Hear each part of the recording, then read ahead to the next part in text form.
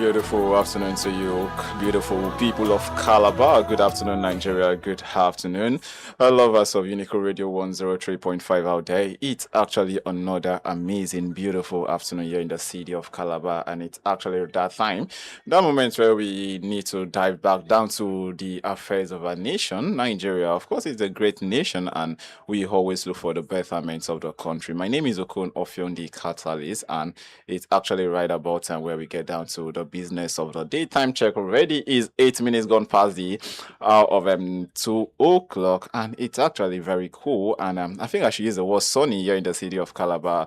And just like we always say, the people's paradise. I think I'm actually not wrong if I make use of that word. But then moving down to the happenings in the city, happenings in our nation, is it really really needy to say that things are actually going the way it should? Of course, I would definitely be looking at this. Trust me, we've actually got lots of interesting headlines on our table this beautiful afternoon, which we will be looking at. Like I told you, my name is Okon, Offiong, and also with me here in the studio, I have OBASE0YI Thompson. Together, we will be, joining our voice, of course, to speak on developing stories and emerging trends in Nigerian political space, and of course, otherwise. Good afternoon, OBASE Thompson. Good afternoon, the Catalyst. Good afternoon, Malabites and Malabrases. Good afternoon, Nigeria. Good afternoon, Cross-Riverians. Good afternoon, the good people of Iran. Good afternoon, the good people of Sokoto State. Precisely. Yeah, I'm just sending this greeting because specifically these are people who are so endearing to us, And good afternoon to our wonderful US and Israel. Thank you so much. Thank you. Good afternoon. Good afternoon to the world. All right. Thank you so much, Thompson. I when you said good afternoon to the people of Iran, I was actually going to ask what brought Iran here because, Yeah, it's part of the greeting. I'm greeting people who are dear to me now. I think I greeted Nigeria, I didn't complain. Okay. So I greeted Cross-Riverians, they didn't complain. But I'm greeting those in Iran and also those in Sokoto State precisely. I don't think you need to complain. This State of the Nation show. I need to greet them. Yeah, so I don't know if you mind telling us what's so special about the special event that's happening in Sokoto right now, because before you want to greet the people of Sokoto, that means there's a special event out there. Yes, well, I think from all indications there have been allegations or allegedly that they are planning to do something funny after the Ramadan fast and all of that. So I am just greeting them so that they will hold their steez, and know that this is Nigeria and this is not Iran, and this is not the Middle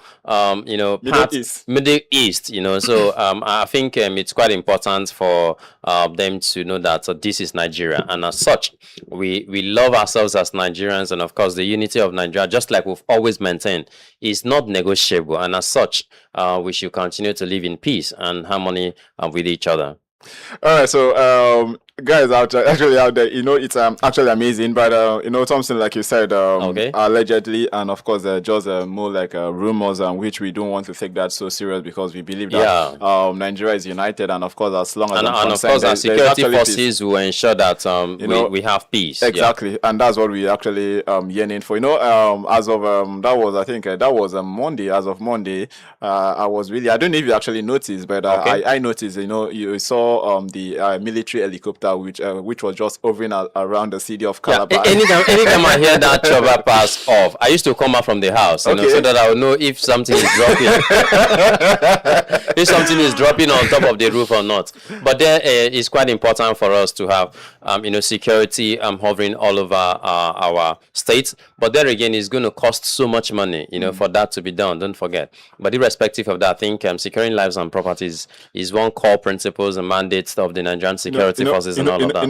When you talk about that, it's actually going to cost lots of money. I just get to wonder, and I don't know, at some point I get to pity the situation that's going on between Iran, Israel, and America, the United States, because I can only imagine the amounts of money that have been spent in the course of this so-called war, which we do not really see as a war, but I can imagine the amount of money, because the old missiles that they keep on dispatching every day it costs lots of money. Yeah, just like I keep saying, okay. So I think information just popping up from my news desk is that Sokoto, the threat from Sokoto State, we have this particular terrorist called Bello-Turji, a notorious bandit leader, A very, a very bad issued fresh threat again as we speak. Funny enough that this Bello-Turji, we keep on was having reported reports some times ago that he was killed. He was and all killed. of that, It's not even the first time that we've gotten this is reports. not the first time, so we really don't know if he's truly a human being or not. If it's a ghost. Now, the ongoing security challenges in Sokoto East, where rural communities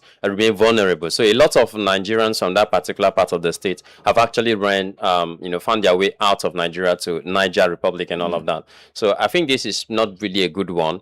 But funny enough, I become so worried when we have the president of Nigeria up till now not being able to come out with a concrete roadmap as to how he wants to cope security situations in Nigeria. I won't stop talking about when he was in opposition back then in the days of Jonathan as a president. He went to the street and demanded that the killings in Nigeria was too much, and so he wanted justice. He wanted the people of Nigeria to vote him out, because he believes that when Jonathan leaves the seat, the killings will reduce and all of that will even stop. But today we're having tripling of such issues, which he went to the street to protest. Today is becoming the worst of all. But there again, I think in some quarters, Nigerians have taken to social media to express their feelings that, well, they are very concerned that things will get better. But there again, I think I'll just conclude by saying that, Nigerians, Mr. President is saying, let's keep calm. He is fixing Nigeria. So, but I don't know how long when you want to start properly fixing it. Talking about Mr. President fixing Nigeria, I think it's also noteworthy that in the aspect of the education, we've actually seen a lot of massive development. And while talking about this, it's also pertinent to understand that as of yesterday, the Minister of Education, Dr. Alausa, had come out to make a public statement that the federal government have already begun the implementation of the new salary structures for lecturers across different tertiary institutions. Of course, that is a 40% increase to their recent salary, and I think for once in a very long time, this is actually a good one.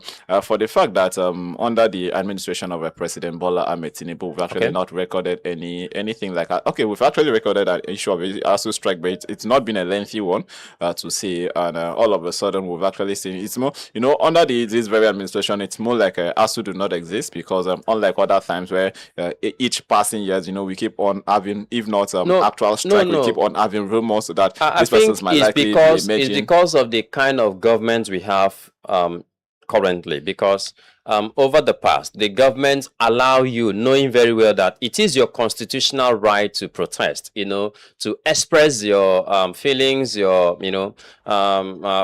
concerns, if whether you go to the street to protest and all of that, nobody hunts you down, nobody chases you, nobody disturbs you and all of that. But currently, even the moment you conceive it in your heart, you already seen security forces in your doorpost trying to hijack you and all of that. But allegedly, so because of that, a lot of times we are not having people having this mind of going to the street to go and protest because of fears of whether you'll be kidnapped, whether you'll be killed, whether you'll be arrested and all of that. Because once you're arrested, irrespective of the evidence you have, it doesn't hold water. If I'm trying to get it right, are you trying to say that the very current administration have not really allowed the people to exercise their human rights? Is that what you mean? Well, if that is actually your point, then I think I will actually argue that fact with you, because in different occasions, different events, we've actually seen persons who've come to the street to to protest and also lay out their grievances about a particular situation. I know if you say that the present administration, present government have actually not allowed the masses, of course, to come out to the street to protest when it be, then I think that is actually arguably enough, because just a few weeks ago we witnessed a lot of Nigerians, of course, who stormed the National Assembly, and of course we're protesting that they need live transmission of election results.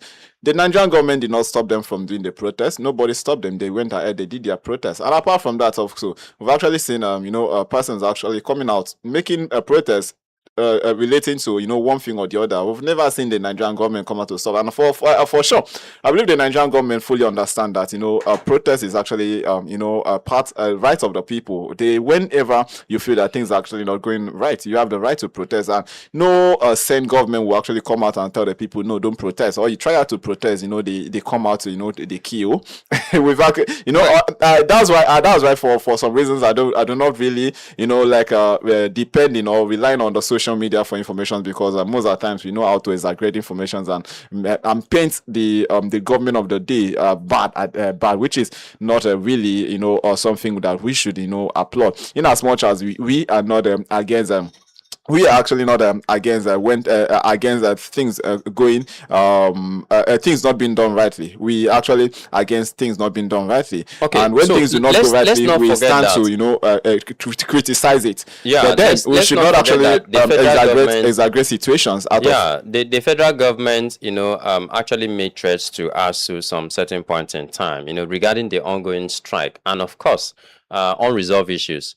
Now, when ASU gave the 14 days ultimatum, the federal government threatened a 2-week warning strike and a total and indefinite strike if the government fails to actually address the issues. Okay. Now, the union's demands, which actually include renegotiations of the 2009 agreement, now adequate revitalization funds for universities, settlement of outstanding salary arrears, and sustaining fundings mechanism. So ASU dismissed the government's no work no pay threats and all of that, which actually caused them to succumb to to what they describe as government attempt to divide the academic community. So there was actually a threat which actually held that no work, no pay. And because knowing very well of the kind of administration that we have, don't forget there were a lot of times where their meetings were not actually being held. Their meetings were actually disrupted and all of that.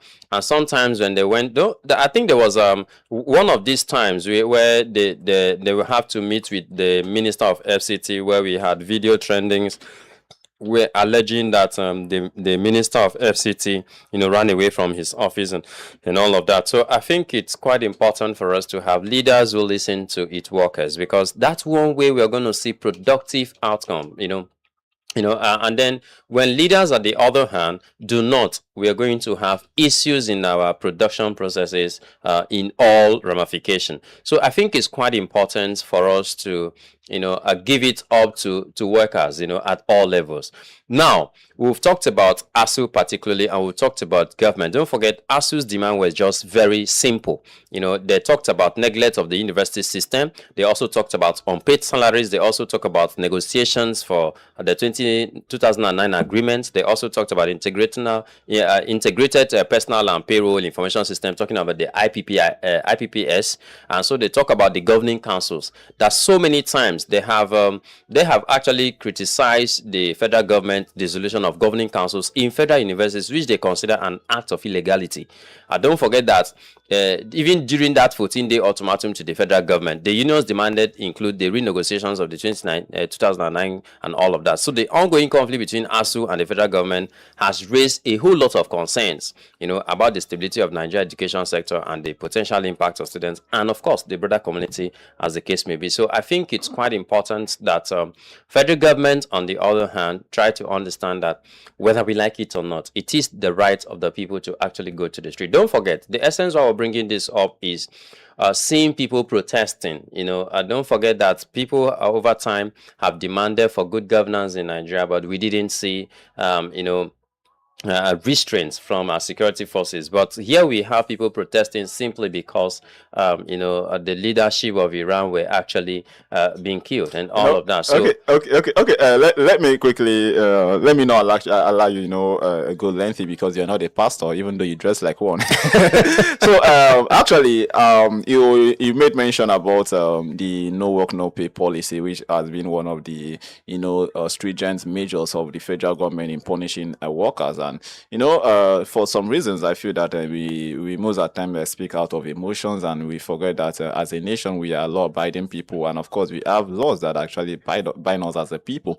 And without us, of course, making sure that we succumb to these laws, it will only make us to be irresponsible in our doings. And of course, as a worker, you know that the moment you call yourself a civil servant, you are actually under a law, and of course under the Trade Act, it stipulates that a worker does not deserve to be paid when he chooses not to work. Now, if the federal government comes out and say, okay, look, the no work no pay policy, it's what we are bringing on board. To me, I don't feel that is actually a threat from the federal government to striking unions. Before you go out on, before you go out, it is based on what it is at stake. First of all, these guys are telling you, look, Mr. Employer, the office you've given to us, there is no chair for us to sit and work. There's no table. There are no materials and all of that. And you expect them to come and work with their hands. Mr. Thompson, let's for once now. Have you ever thought about a dialogue over protest? Have you ever thought about that? Oh, for crying out loud! It seems that we are already getting used to this issue of protest. That any little things that happens, that instead of looking for solutions, of course, going on to the round table to set and dialogue and seek for solutions, we tend to storm out the streets and go for a protest. Yeah. Is there no possible other ways to address situations that have protest? I am not a member of ASU, and of course, currently as I speak, I am not a doctor, I am not a professor. Just like I said, I'm not a member of ASU. But so far, so good. I believe with all my heart that these are people, timbers and calibers of individuals with high knowledge and intellectualism, okay? So I wouldn't suppose that anybody of that nature will wake up without first putting up the dialogue mechanism, negotiation mechanism in the table. First of all, they go into their respective, union bodies or chapters, each state chapters and all of that. And then after that, meet as a national. And from there, they now meet the federal government. They don't just wake up. Nobody wakes up. Even if we have them, in Unical, precisely, they don't just wake up and go to Abuja to meet the president. They have to meet with all of that. That's the reason why anytime there is an ASU strike, you usually hear that, okay, this union, this particular state have accepted, this particular state have accepted this. So until all of them accept to it, if there is any state that say, no, we have not accepted, they still meet again to accept that, okay, this is why we have not accepted. Let's get this done. Let's get this done. So I think nobody just wakes up and goes to the street. All right. Okay. So, except Nigerians who will be willing to do that. Okay. Don't forget that this is not the first time this is just going to be happening. That in the year 2023, July precisely, there was a strike process. Okay, that actually happened. They have a little clash between ASU and federal government that has to do with warning strike over unfulfilled agreement that has to do with their earned academic allowances. So don't forget. And also on October 2023, still that same year, they threat over withheld salaries. Don't forget that they were also threat over withheld salaries during the eras of Muhammadu Buhari. And then on February 2024, strike over payments platform transition issues that has to do with GIFMIS. Okay, that is the Federal Government Integrated Financial Management Information System, GIFMS, and all of that. So here again, we're still in July 2025, we still have the nationwide suspension of service over June salary delay. Do you understand? So when somebody is working for you, you must have to pay the person on time so that it will motivate. This is the reason why for some little time we notice that, this unnecessary pickpocketing from lecturers to students were not happening because they were getting paid. They understand? And all of that. Now we're talking about increments in their salaries and allowances and all of that. If this is genuine, if these guys get their funds, trust me, all this unnecessary extortion of students, you must have to come and sort and all of that. Will reduce drastically, if not come to an end. Mr. Thompson, I am actually, I wouldn't want to, like the fact that you're trying to make excuse for, what is for. But that is the truth. They'll be satisfied with you're already making you're already making excuses, and of course I can remember very well that back then when I was was in secondary school, there was a particular topic in economics which was being taught, and there's one slogan in that very topic which they always tell you that human can never be satisfied. So if we are to go by what you said, then I think we might actually be going towards the misunderstanding ourselves, because it seems like you're making excuses for persons, and I feel that we're not making excuses for persons. You're making excuses. This is not an excuse. I am trusting the fact that our academia. For you to make a statement saying that it is because these persons are not properly paid, that is why they engage into what they engage in. You're making excuses for them. Well, no, it is not an excuse. First of all, you have employed someone. Okay, and so this person needs to pay his transportation fee. Now, a lot of our lecturers, trust me, they don't have where to stay. Some of them are squatting with their junior ones, who are farmers, who are cocoa farmers, and who are palm estate owners. How are we supposed to believe such? Look, as I speak to you, a lot of our lecturers are staying in hostels. If you go in there and investigate properly, you see a lot of our lecturers are staying in the hostel. And the question is why? Because one, there is no money to take care of themselves. There is no transportation. You can imagine some lecturers are coming right away from 8 miles down to the University of Calabar, for instance. And I ask you a question. How much is transportation a day just to come from 8 miles to this place? You're going to spend not less than 1,000 something naira just to come. And then to return back, okay, let's plus or minus 2,500 times a month, and that month will come, the federal government will not pay you. Those you're working under will not pay you. Do you understand? They will be giving you all kind of excuses. And then you go to a classroom, the students themselves are behaving as if like they are not here to learn, and all of you have to strain your voice. You go to classrooms, there are no megaphones for you to use for classes and all of that. There are no means of communications, effective communications to students and all of that. You see a lot of our lecturers, they can't even say something and you stand close to them for you to hear. You find it so difficult for you to hear them out. So it becomes a huge problem. So at the end of the day, you see them, involving in such an attitude of, let's say, materials. Don't forget the past administration of the University of Calabar, Florence, will be making mandatory that, look, we don't want to see you selling textbooks, or selling a handout and all of that. Exactly. Do you understand? It shouldn't be something you pressure the student or compel students to do. Let it be something they willingly want to do. But don't make it, even if it's willingly, but it shouldn't be in such a way that except you get this, you're not going to pass this course. And this is still happening even till today. As I speak to you, I think the current management are listening to us wherever they are, because one, I don't see a reason why a student will have five marks in assessment. It means that student didn't attend lectures. No matter what it is, assessment it is too bad. It is too bad. At least 10. Do you understand? So if a student didn't attend lectures, and I doubt which student at this point in time wouldn't want to attend lectures. So if there are such students, bring the attendance, sort out this attendance, and know that, okay, this person have actually attended 70% of classes that, of course, qualify that student to write exams. So in a situation whereby the student do not attend classes as well? Yeah, that's when that punishment comes in. But we've seen a lot of students who attend classes, all the classes, and yet still don't have assessment up to 5. And the question is, why? What happened? Even despite the fact that the person write test and all of that, does everything, what happened? Does as an assignment. Do you understand? What still happened? Why would a student have 5% in? These are questionable things that I think we shouldn't, take, the current management shouldn't take it easily or lightly with lecturers who do all of these things. Because one, I suspect that it is because one, probably the student didn't buy your textbook, or probably the student didn't buy your handout, or probably the student didn't pay for assessment and all of that.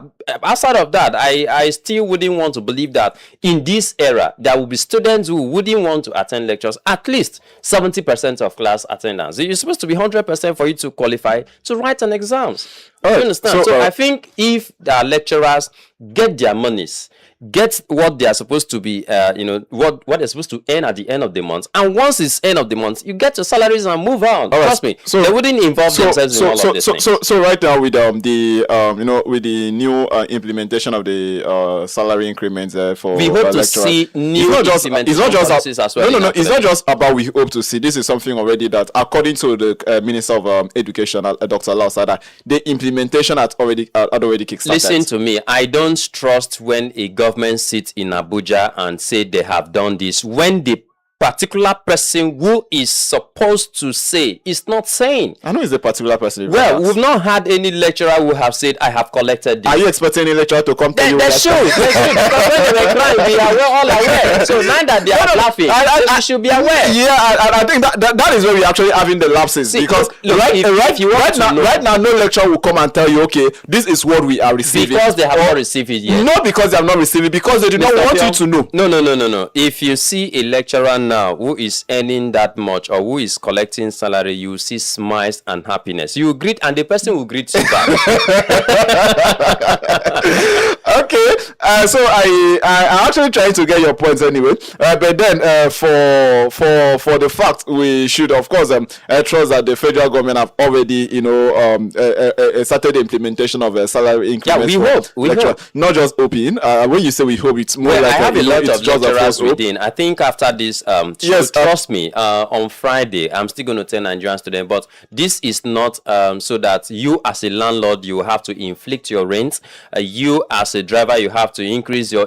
Usually there's one funny thing in Nigeria. The moment they know this is month end, and then the first week of a new month where they know it's salary week, trust me, they start reducing the quantity of how do they call it, the water leaves, vegetables. They start reducing quantity, knowing very well that definitely they will come to market, they will buy anything they see. Please, they have to stop all of it. A critical example, of course, I think I would want to bring the power holding, that's the electricity distributors as a case study. When first week of every first month. Not just first week. When they know that they're about to go about with disconnection. To go for disconnection, and you see them give life. That dissatisfaction and that anger in your face that you see your neighbor having light while they just cut off your light. So I actually can use them as a case study. But then back to the educational sector. Of course, I think for some reasons we have to commend the current administration of President Bola Ahmed Tinubu, of course, for the necessary reforms that has taken place. And just like OBASE0YI Thompson had said, that we do not just hope that these are going to be thugs on paper. We are actually hoping to see the full implementation. Just so even though we do not see the smiles on the lecturers' face, at least as a people we know that what has been done, and of course we do not have any reasons, of course, to say the government has not done what it promises them to do. So meanwhile, while we are still here, don't forget, if you're just joining us, this is a State of the Nation here on Unique Radio 103.5. Okon, Offiong, the Catalyst Series, my name, and I have here with me OBASE0YI Thompson. It's already 35 minutes gone past the hour of 2 o'clock. So when we're still talking about the government affairs and punishment for workers who fail to do what they were supposed to do, and we just got a report about Governor Soludo of Anambra State, where he had to slash down salary of workers, of course, who failed to respect his decision of failed to respect the decision of going to work on Monday, simply because they've been carried away by this mindset of sit at home on Monday. So before now, Governor Soludo had come out to say, look, there is nothing like a sit at home anymore. Any shop, any market that fails to open on Mondays because with the ideology of sit at home, such shops, such market will be closed down. We saw enforcement, and already as it stands now, it's already becoming an old story in the southeast, particularly Anambra, where the sit at home, it's not being enforced again. And for government workers who will stay at home on a Monday simply because there've been a sit at home policy that has been put in place by the non-state actors. Governor Soludo had actually come out now to say that workers, of course, who stayed at home because they feel that it's sit at home on a Monday, then those persons their salary will be slashed down. How do you call this policy, or how do you see this a good one? Oh my goodness, I think it still boils down to this this attitude I think most of our leaders are having, when you believe in a system or a process where you feel like, after all, when elections comes, you definitely win. Because outside of that, I would never see any reason why any state governor would want to mess with his second tenure like that. Probably he is so confident that no matter what he's in his second tenure already. Well, probably that is why he's feeling so confident that after all, nothing is going to happen. Are you saying that? Are you saying that? The policy that you just came up with, it's actually, it's not a good one for the people. So the report we have is that a lot of them were going back home with 3,500 as the balance for their salary. And so I asked the question, how much is their salary? And so if you say they are not coming to work every Monday, so that is at least 4 Mondays or 3 or 4 Mondays in a month. And so we are asking, how much is their salary? Let's say 50,000 is your salary, and so minus 4 days out of it. So it means you're deducting 20,000 naira from each, or let's say 15,000 naira from each, and then minus your taxation and all of that. So the person is going home with 3,500. And I ask a question, is this the only way you want for you to have security in your state? Because trust me, a lot of persons would definitely want to seek for alternative means of survival. And that means you're pushing the people to the wall, and you're pushing the state itself. When you talk about security, peace, and unity of the state, you're already putting it in a very big shambling, because whether I like it or not, people would definitely want to go to the street and even do the worst. But there again, I think I trust the people of Anambra State. In the coming days, they might really want to express themselves, and you know what that really means.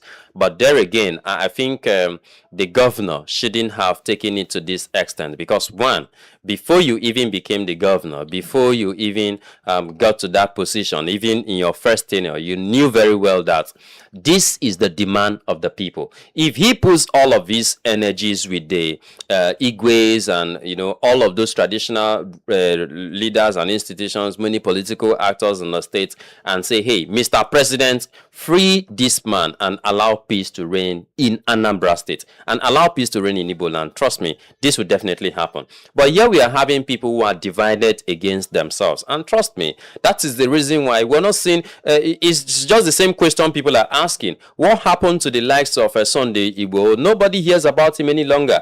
Where is he? He's not under detention and all of that. Why some quarters are saying, hey, he was arrested, some say it's a lie, he's not arrested and all of that. But we are having people who are terrorizing the country, who are killing people at will, who are doing all sorts of things. As we speak, a general was killed. Over 50 reports, allegedly, over 50 military officers were killed. And the president of the Federal Republic of Nigeria couldn't say anything. It's as sad and pathetic as that. So here we have people who are saying, look, we are not satisfied with your leadership skill. This is what we want. This is how we want it. And all of that. And yet you're venging your angers on them. Do you understand? So, but here we are having worse situation than this in the northern part of the country. We're not seeing all of this kind of calamity befalling the people. Rather, the governments are just, pretending not to see what is happening. So it's sad. It's pathetic. So I just hope that the people of Anambra State will hold themselves together until the next election. Thompson, we just hope that don't forget that there was demolitions of shops in that place some days ago. We just hope, just like you said, that we just hope that the people of Anambra will hold themselves, intact until the next election. And I think by your statement, you mean the next election they will get to elect someone that they feel someone that they feel will actually listen to them. Exactly. And if you ask me, the Governor Soludo, was that the person who actually elected him? No, it was still Anambrans that elected him. First term he won, second term he won. And if he comes out now, we also need to understand that for as long as we have Anambra as a state and we have people there, the sit-at-home policy, it's not something that everybody loved it. In fact, most of the report has it that most of the population in the south is never welcome the idea of a sit at home, but because it's something that has been established by non-state actors, they cannot go against it. And just a few weeks ago, we had also report that the southeast, they lost about 15 billion naira for not operating businesses. So the ones that have been operating and the money that have been making every Monday, to what effect that is actually a big loss to the economy, their economy and Nigeria entirely. Now, going away from that, I feel that for as much as we want betterment from the government, we also as a people we need to learn to obey instructions, and of course do what the government says. If the government says, hey, look, we are not in support of a sit-at-home again on Monday, henceforth everybody should go out there, go to your businesses, go to work on a Monday, I think we should respect. A situation whereby the government of the day give instructions, and we decide to stay at home. Now at the end of the day, you ask yourself, they sit at home, who were the people that brought about this policy? Was it the government of the day? No. Non-state actors brought up this policy. Okay. And now the government have come out to say, look, I understand that this is the reason for the sit at home was because of a simple cause, and this cause of course cannot be established again. Because of this, let's see how we can seek peace. And you talked about peace. You talked about peace when we just started this show. And how do we attract peace when we do not follow simple? And you talked about dialogue, right? Ways. You talked about dialogue. Yes, I did. So I talked about peace and you talked about dialogue. So it means we are talking about the same thing. But our positions here actually differ. Okay, so like this is what I feel like. These are traders. These are not your state workers. And these are traders who say, I determine when I open my shop and when I don't open my shop. So what if I have gone to market to restock them? So you don't force me about when I should open my shop and when not to open my shop. So it is your own workers that you determine when they should go to work and when not to go to work. So those persons are left for them, but these are business people who decide how they want it. So what in the case of unionism, where the market, traders refused to accept to taxation from the government, and they went on strike, they went on protest and all, and they say, okay, throughout this week we're not going to come to the shops. So it's none of their business. After all, they'll still pay their rents, they'll still pay all their bills. The reason for this, conversation at first was not even about the traders. It was actually about the workers, of course, whose salary was slashed down because they failed to obey the government directives. Okay, and this is the position which we are coming from. Let's get this right. The governor, let's say our governors, yes, you say somebody should go to, we should travel by road. How many of our state governors will travel by road from Abuja to Calabar without an escort or convoy? It's a choice. No, it's not a choice. It's a choice. It's not a choice. It's a choice. What they are doing is with our taxpayers' money. No. Thompson, no. Because people. I try to argue this position whenever it comes up, because for the fact that you are in a leadership position and it's believed that whatever you do, whatever lifestyle you choose to live, it's with the taxpayers' money. Then we get to ask ourselves questions. This person, did they not have lives before they eventually got into the position which they are? No, Of course they have. But now we are asking a question, right? Let's say, for instance, Sokoto State is burning as it is now. Would the governor say he can go to Sokoto State when he tell people, no, go about your free business? Would the governor say he will go to Sokoto State because the state is peaceful, just without security, and go to that place? He won't. Right? Because it's not secured. So the governor of Anambra State should go to Anambra State and work freely without the security, because Anambra is safe. On Monday, the governor should park his convoy in his house and go to the streets and open a shop. Let him go and open a shop. Of course, his wife and relatives have shops. When you talk about the government, I still marvel, because we tend to forget that the government does not just end with the Mr. Governor itself. When we're talking about the government, it falls up. We have different sectors that makes up the government. Now, if the governor says on a Monday you should go about with your regular activities, and people you fail to respect this directive, there will be total enforcement. The police are out there, are sent out to make sure that they enforce this. They are part of the government. They are part of the government. This thing is simple. So when you're talking about stopping the governor from saying all the AZs, all the big men in Anambra State, come, let's find a lasting solution to this once and for all. I want this to happen because this, because of internal generated revenue and all of that. It will also interest you to know. It will also interest you to know that before the implementations of a force being taken on people who fail to respect these directives, the way warnings, the way meetings that were actually being held. But there were no also other options that these people have laid to the government, and the government feel like they can't do it. No, that's not true. Trust me, I don't think there is anybody in the north that will be arrested and maltreated in this nature that the northerners will not wake up and kick against it. But here we're not having the same thing from the east. So I think it is about the easterners, deciding that this is what they want. Look, we should stop politics of greed, politics of selfishness and all of that. Let's call a spade a spade. Nigeria is 100 years old, and as such, I think there should be need for us to say, okay, this is what it is. The amalgamation of Nigeria, don't forget that we keep talking about it consistently. But however, I think peace is all we need. I am saying that Nigerians' unity is non-negotiable on the other hand. But there again, there is need for us to carry everyone along. Don't forget, there's even another shocking revelation that just came out with the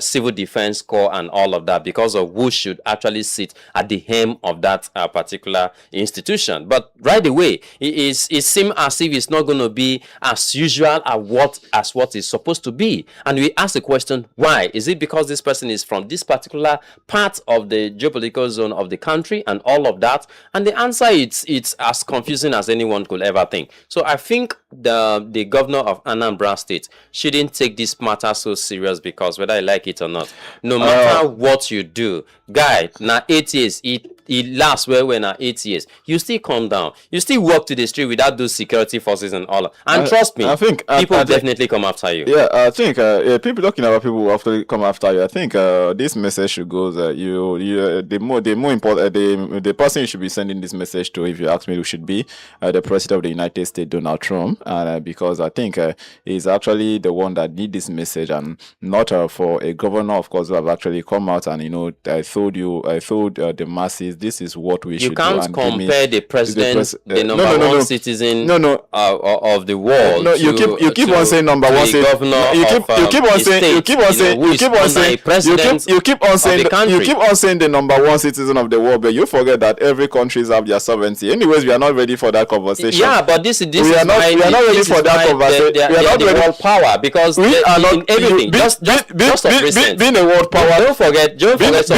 Being a world power does not mean that you do not get to respect other person's territories. You got to respect other person's territory. That doesn't make you number one above every other person's. Every country. If you follow what is happening globally, okay, as you speak today, if you follow what is happening globally, you understand why they are called world powers. Just some couple of days ago, allegedly the military corps of how do you call it, Yature of Burkina Faso, came out to say, he was going to assist. And so they came out to say, this is a country that US just a couple of months ago gave over $158 million for health, just health alone, not to talk about every other thing that they have assisted and all of that. In Nigeria, don't forget, Ukraine that is in war also supported Nigeria with food, grains and all of that. And not to talk about US also gave Nigeria military aid, and I keep asking question, where in the world have you seen, what have Nigerians given to other countries, like specifically the US and all of that? You understand? So this is why. And we also turn to Africa, please. Let's not even dive into that, because it's a different ball game altogether. You've asked a very pertinent question, which demands an answer, even though we might not really have much time, to look into this question. But if you ask me what have Nigeria given to other countries with the aids I've been receiving, then I actually want to answer you the question by asking you also a question. Where have our crude oil been going? Our natural resources, where has it been going? Fine. So I think I have an answer. Well, if you can actually answer, by the time you're able to answer this question, you must have answered the question you asked me. No, I have an answer. Okay. let's take, for instance, Nigeria, we have a refinery. Okay. So why do you leave a refinery and where are you taking our oils to? So it means I don't know where you're taking them to, because we have a refinery. From reports that the refineries are not working, and there's no way you can operate with a refinery that is not working. Yes. And the question is why? Why is it not working? Because it's not working. Oh my goodness. So meanwhile, just also having it coming in right now, it's that the federal government through the Nigerian Christian Pilgrim Commission have come out to announce that there will be a temporary suspension on a pilgrim visit by Christians to Israel due to the ongoing crisis that involves Israel, Iran, and but would there be pilgrimage to Saudi Arabia? Saudi Arabia, Mecca, Saudi Arabia as well is not safe. No, we are asking. So would there be pilgrimage to that place? For now, since it's not yet time, so it's actually a situation which needs to be monitored. But to the best of my knowledge, the Middle East, of course, it's actually not safe. It's not safe currently. Okay, so nobody's life. It's a welcome development. Yeah, it's a welcome development. It's good that the federal government have come out to say, but this one, we no go agree, make it no happen because of safety. So it means the federal government still want its citizens to be safe. But first of all, the safety first in Sokoto, in Niger, in Benue, in Adamawa, in Kano, in Borno, in Katsina, and all of these places would actually be first a priority. I'm actually amazed that I'm surprised that you failed to mention Cross River, which happens to be your immediate environment. Or don't you want security? For Cross River State, I think most of our persons feel like it is not happening to us because it is happening in the core north, and as such it's not happening to us. Despite what is happening, I think just the same thing we keep saying. When the state governor come out to say, don't worry, the state is safe, go about your normal business. So why would you be worried? But we ask the question, would you as a governor walk to that place without your security team? Most of them, I don't think you've ever walked in the street or gone to market and seen any of our politicians in the market alone, even those who have left office. You can't see them, right? But Thompson, this is a very simple situation which do not really need much debate.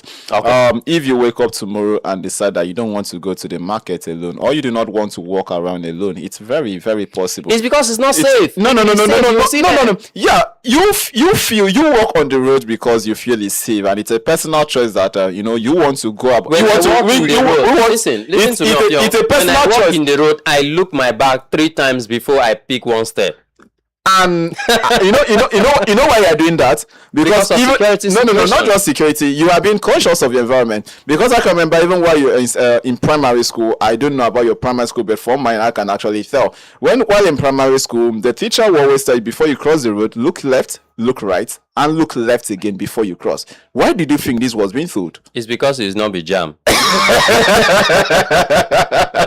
Not because of banditry and terrorism. I think at the end of the day, we keep on saying security remains, everybody's business. Because they were trained in Nigeria. So now there's no. We still have trains in Nigeria. We still have railways in Nigeria. For the fact that we do not have it in the south side doesn't mean that we do not have it in the northwest, north central. We have it, and it is rumors had it before now that the governor of Cross River State was about to embark on a project. Is it the former governor? The current governor, Senator Prince Bassey, to rumors added that he was about to embark on a project which was going to is it in consolidation to the super spaghetti? That was the former administration. I'm talking about the current administration. I'm talking about the consolidation. I do not know about the consolidation because I'm not part of the party.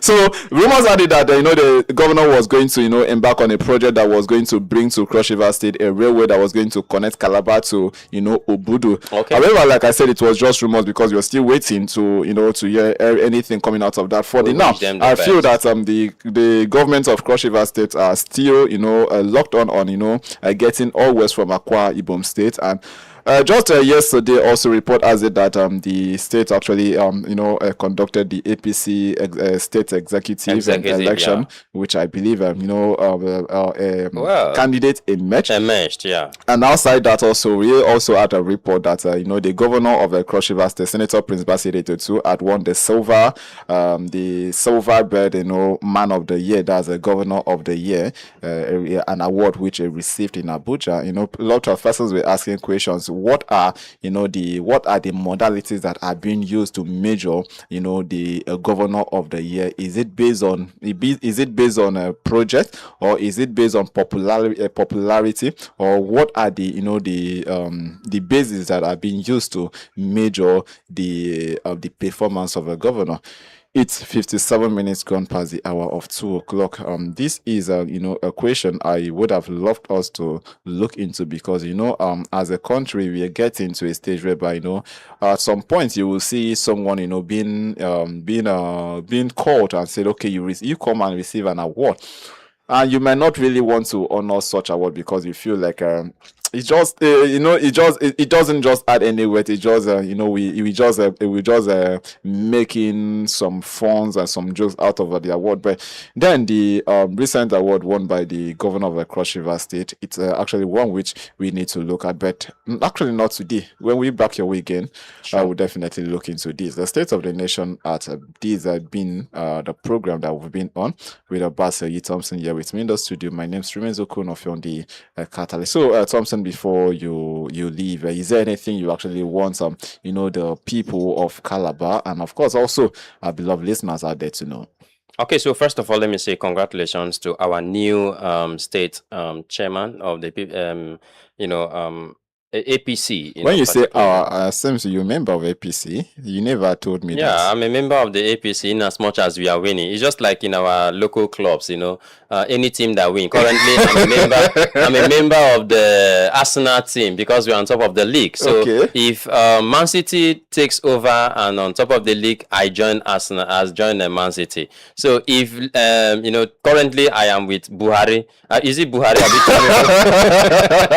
I am for nobody. I am for everybody. So I think, to those listening to us out there, it's such a wonderful time to be here with you on 103.5 Unica Radio International. Just like we said, security is everyone's business. In such, you should do all you can to vote credible leaders, and vote leaders who will listen to you. When you complain, they'll listen to you.